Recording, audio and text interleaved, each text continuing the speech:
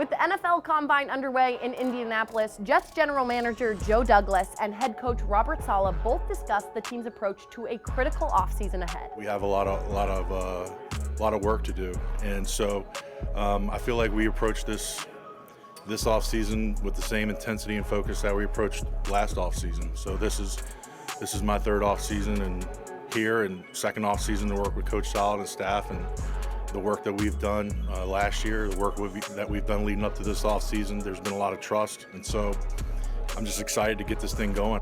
I think Joe and I feel very comfortable about our process. Every offseason is very, very important. Hitting on players, selecting the right people in free agency, making the right picks in the draft, and continuing to develop these young men. But continue to stay focused on making sound decisions for the organization first. And I think that's where we are. So every offseason is very important to us.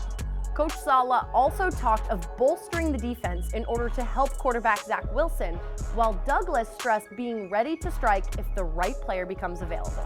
Obviously, one avenue to help the quarterback is playmakers, right? It's the weapons, it's the wide receivers, it's the tight ends, it's the backs, but there's also the other ways to help it, which is a good solid defense to get him the ball back as often as he can.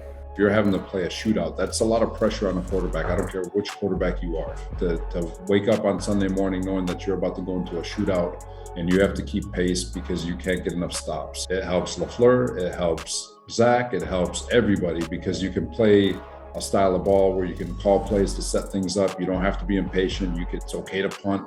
It's okay to keep the game a one-score game, and then shoot, fourth quarter comes, let's go playmaker time and go make some plays, win a football game. Having a better defense and improving on defense is at the front of our minds. There is a little bit more certainty when you're talking about the pro player market versus the draft market, and so I think that's why you see volatility in the draft. But again, like I said earlier, if the right opportunity presents itself in the trade market, we're ready to strike.